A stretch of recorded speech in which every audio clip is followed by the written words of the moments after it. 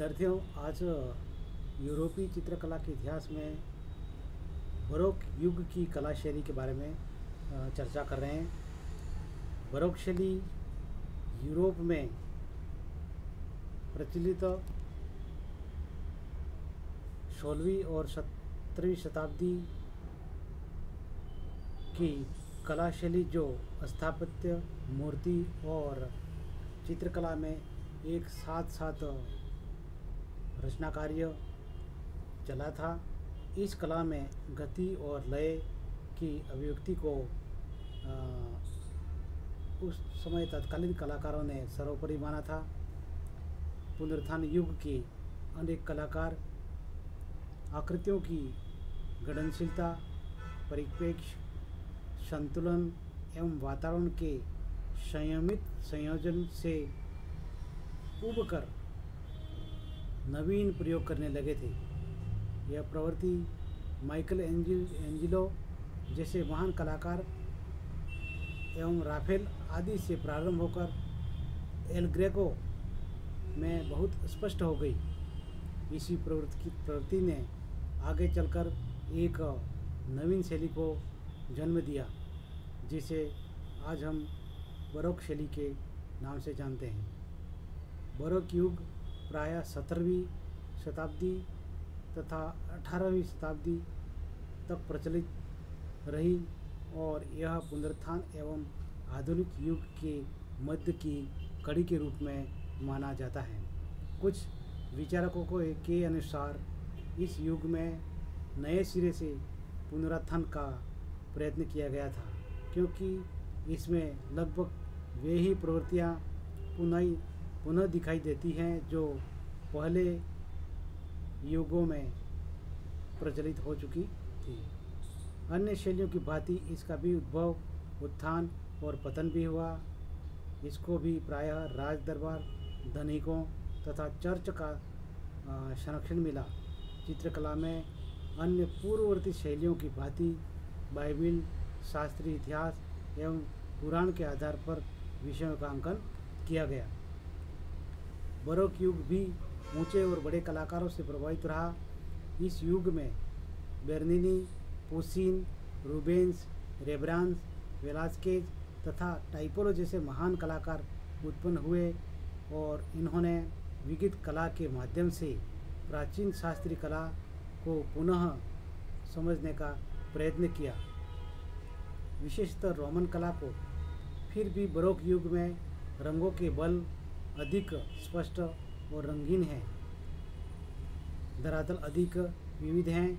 Baroque शैली अधिक अलंकृत हैं, छाया प्रकाश के प्रभाव अधिक नाटकीय हैं और संयम की बजाय उन्मुक्तता अधिक है। इस युग में रेनेसां जैसा परिष्कार नहीं है और कहीं कहीं कोई विशेष प्रभाव उत्पन्न करने की जानबूझकर कोशिश की गई है। आरंभ में कलात्मक गतिविधियों का केंद्र रोम था, किंतु कुछ समय पश्चात फ्रांस का विशेष महत्व हो गया। फ्रांस, स्पेन, हॉलैंड, इंग्लैंड तथा मध्य यूरोप में राष्ट्रीय कला संप्रदायों ने इस कला को बहुत आगे बढ़ाया और अनेक नवीन संरक्षक बनाए। नए संरक्षक बनने तथा कला के व्यापक प्रसार का कार्य कला में छोटी चित्र विधाओं का विशेष उत्थान था, जिनमें व्यक्ति चित्रण, दृश्य चित्रण, स्थिर जीवन और लोक जीवन का अंकन किया जाता था। व्यक्ति चित्रण तो बहुत ही प्राचीन काल से ही लोकप्रिय था। अन्य विधाएं पहली बार उतनी ही व्यापक हुई जितनी बाइबिल, इतिहास अथवा पौराणिक कथाओं को चित्रित करने वाली विधाएं थी। 18वीं शती में फर्नीचर तथा आंतरिक सज्जा का भी बहुत महत्व चल पड़ा था। चीनी मिट्टी के खिलौने के रूप में एक बिल्कुल नई कला का आविष्कार हुआ था। बरोक युग में शैलीगत विभिन्नताएं भी बहुत अधिक हैं। अलग अलग स्थानों पर एक दूसरी से पर्याप्त भिन्न शैलियों का विकास भी हुआ। वास्तव में 17वीं शताब्दी तथा 18वीं शताब्दी की संपूर्ण कला हेतु बरोक शब्द का प्रयोग बहुत उचित नहीं है। बरोक शैली इस युग की एक महान प्रवृत्ति अवश्य थी। कुछ समय पूर्व तक बरोक शब्द का प्रयोग एक युग के हेतु किया जाता था, किंतु अब यह केवल एक चित्रशैली के हेतु ही किया जाता है। यह शैली 1600 ईस्वी के लगभग इटली में उत्पन्न होकर मध्य 18वीं शती तक प्रचलित रही और फ्लांडर्स, जर्मनी तथा मध्य यूरोप,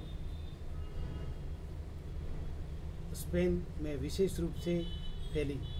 अन्य यूरोपीय देशों की कला पर भी इसका प्रभाव पड़ा। इसके साथ ही फ्रांस में शास्त्रीय आंदोलन का भी आरंभ हुआ। कैरेवेज्यो तथा अन्य अनेक डच चित्रकारों ने एक तीसरी शैली में कार्य किया जिसे यथार्थवाद कहा जाता है। ये तीनों शैलियाँ किंचित परिवर्तनों के साथ 18वीं शती में भी चलती रही। इन्हीं में से मध्य 18वीं शती में रोकोको नाम की शैली का विकास हुआ।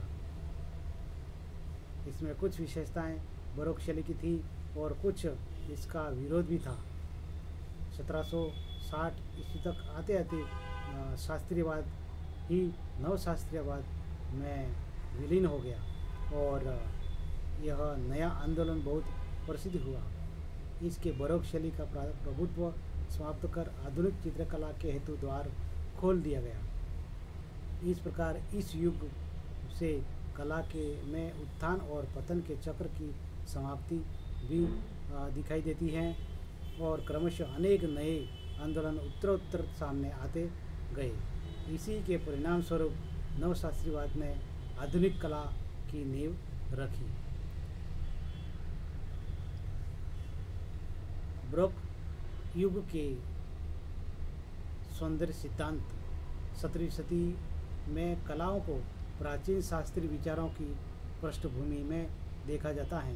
उन्हें श्रेष्ठता तथा निम्नता के एक क्रम में रखा जाता था।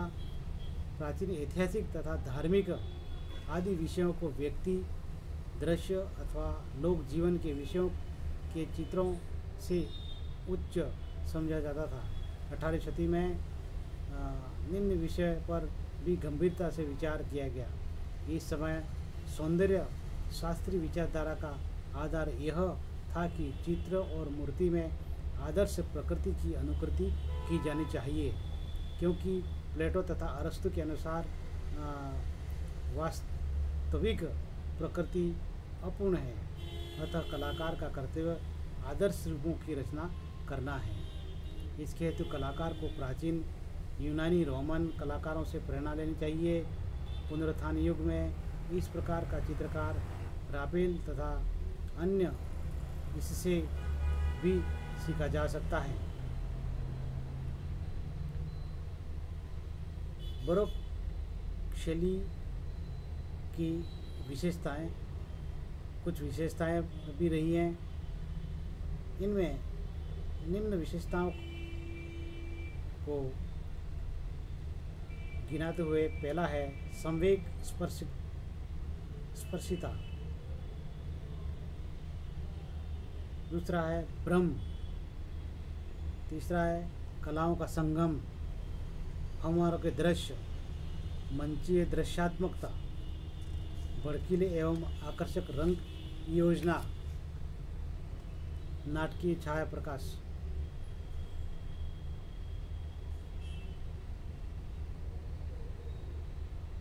आदि विशेषताओं को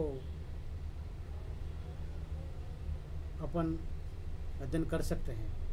बरोक शैली के प्रमुख कुछ चित्रकार हैं जिनका नाम है, इटली के हैं कैरेवेज्यो, पिएट्रो दा कोर्टोना, बेर्निनी, और फ्रांडर्स के पीटर पाल रूबेंस, वेलास्केस, स्पेन का वेलास्केस, फ्रांसिस्को द जर्बरा, म्यूरिल्लो,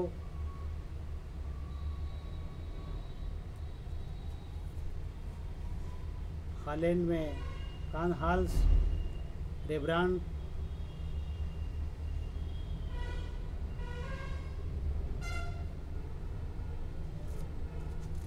आदि कई ऐसे कलाकार हुए जिन्होंने इस बरोक कला शैली को चरम तक को पहुंचाने का इन कलाकारों ने कार्य किया। विद्यार्थियों, आज की कला की चर्चा हम यहीं तक करते हैं। धन्यवाद।